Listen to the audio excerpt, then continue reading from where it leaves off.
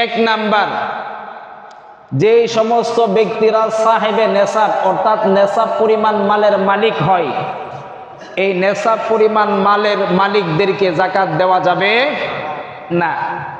Number 2, নবীজি সাল্লাল্লাহু আলাইহি ওয়াসাল্লামের বংশধর যাদেরকে সাইয়্যেদ বংশধর বলা হয়, হাশেমি বংশধর বলা হয়, এই সাইয়্যেদ বংশধর এবং হাশেমি বংশধর যারা আছে তাদেরকে যাকাত দেওয়া যাবে না।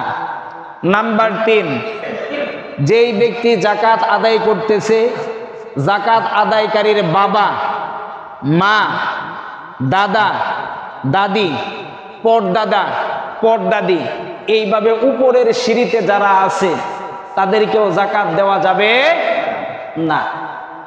কারণ ইসলামী শরীয়ত ব্যবস্থার মাঝে পিতামাতার ভরণ পোষণের দায়িত্ব একটা সময় কার উপরে আসে?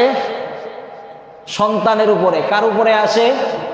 ইসলামী শরীয়ত ব্যবস্থায় একটা সময় পরে সন্তানের উপরে পিতামাতা লালন পালনের দায়িত্ব চলে আসে। সুতরাং এই সন্তান তার পিতামাতাকে যাকাতের অর্থ দিয়ে যাকাত প্রদান করতে পারবে না।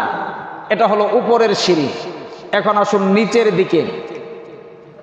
চতুর্থ নাম্বার, যেই ব্যক্তি যাকাত দিতেছে, যাকাত আদায়কারী ব্যক্তি তার নিজের ছেলে, নিজের মেয়ে, সৎ ছেলে এবং সৎ মেয়ে যদি হয় তাহলে ভিন্ন। নিজের ছেলে, নিজের মেয়ে, ছেলের ঘরের যে নাতিরা রয়েছে, মেয়ের ঘরের যেই সমস্ত নাতিরা রয়েছে, এইরকম ভাবে নিজের ঔরস জাতের যে আপন রক্ত রয়েছে এই নিচের সিঁড়িতে, এদেরকেও যাকাত দেওয়া যাবে। কারণ আপনার ছেলে, আপনার মেয়ে, এদের দায়িত্ব কার? নিজের উপর। সুতরাং এদের ভরণ পোষণ এবং দায়িত্ব যেহেতু নিজের উপর, সুতরাং এদেরকে যাকাত দেওয়া যাবে না। এরপরে আসুন, স্বামী যদি ধনী হয়, স্ত্রী যদি গরিব হয়, তাহলে স্বামী তার স্ত্রীকে যাকাত দিতে পারবে? কেন পারবে না? স্ত্রীর ভরণ পোষণ যাবতীয় যা দায়িত্ব রয়েছে কার উপরে? স্বামীর উপরে। সুতরাং স্ত্রী গরিব হলেও স্বামী স্ত্রীকে যাকাত দিতে পারবে? পারবে না। পক্ষান্তরে স্বামী যদি গরিব হয়, স্বামী যদি গরিব হয়, স্ত্রী যদি স্বাবলম্বী হয়, এমতো অবস্থায় স্ত্রী তার স্বামীকে যাকাত দিতে পারবে, এইরকম অভিমত রয়েছে। আবার অনেকে বলেছে দিতে পারবে না। এখানে দুইটা অভিমত। কেউ কেউ বলেছে দিতে পারবে, যদি স্ত্রী তার স্বামীকে যাকাত দেয় তাহলে দুইটা উপকার। নাম্বার 1, স্বামী স্ত্রীর মোহাব্বত ভালোবাসা বৃদ্ধি পাবে। দ্বিতীয় নাম্বার, যাকাতও আদায় হবে। এই দুইটা উপকার কেউ এই অভিমত পেশ করেছেন। আবার কেউ বলেছেন স্বামীকে যদি যাকাত দেওয়া হয় তাহলে স্ত্রীর পক্ষ থেকে এটা স্বামীকে একটু অন্যভাবে নেওয়া হয়। যেহেতু এই সেক্টরটা একটু ভিন্ন, এজন্য আমরা ওই দিকে আলোচনার মাঝে বিস্তারিত না যাই।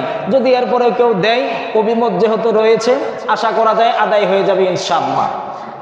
এরপরে আসুন, কোনো ধরনের অমুসলিমকে যাকাত দেওয়া যাবে না। নাম্বার 7, যেই ব্যক্তির উপরে যাকাত ফরজ হয়েছে, যেই ব্যক্তির উপরে যাকাত ফরজ হয়েছে এমন ব্যক্তির নাবালেগ সন্তান, বালেগ না নাবালেগ? যেই ব্যক্তির উপর যাকাত ফরজ হয়েছে এমন ব্যক্তির নাবালেগ সন্তানকেও যাকাত দেয়া যাবে। আর যদি সাবালক হয়, যে ব্যক্তি যাকাত দিতেছে ওই ব্যক্তির ছেলে যদি সাবালক হয় কিন্তু ছেলের সামর্থ্য নাই, এইরকম যদি হয় তাহলে আদায় করার বিষয়টা ভিন্ন। কিন্তু নাবালক থাকা অবস্থায় সন্তানের সমস্ত দায়িত্ব তো পিতার উপরে, সুতরাং ওই ব্যক্তির সন্তানকে যাকাত দেওয়া যাবে না। এরপরে আসুন 8 নাম্বার, মসজিদ, মাদ্রাসা, স্কুল, কলেজ ইত্যাদি নির্মাণ করার জন্য যাকাতের অর্থ দেওয়া যাবে না। স্কুল, কলেজ, মসজিদ, মাদ্রাসা নির্মাণ করার জন্য যাকাত দেওয়া যাবে। কারণ যাকাতের শর্তই হচ্ছে আপনি যেই সম্পদটা দিবেন এই সম্পদটাকে অন্যকে পূর্ণ মালিক বানাইয়া দিতে হবে। কি বানাতে হবে ভাই? মালিক বানাতে হবে। জাকাতের মূল হিসাব হলো আপনি যাকে জাকাত দিবেন তাকে মালিক বানিয়ে দিবেন। আচ্ছা, মসজিদের কি নির্দিষ্ট কোনো একজন মালিক হয়? মাদ্রাসার মালিক কেউ নির্দিষ্টভাবে হয়? স্কুল কলেজের মালিক কেউ নিজে হয়?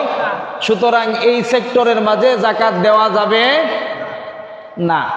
এরপরে আসুন, যদি কোনো ব্যক্তি মারা যায়, 9 নাম্বার, যদি কোনো ব্যক্তি মারা যায়, মৃত ব্যক্তির দাফন কাফন এবং মৃত ব্যক্তির ঋণ পরিশোধ করার জন্য জাকাত দেওয়া যাবে না, কারণ ওটা তার ওয়ারিসের হক।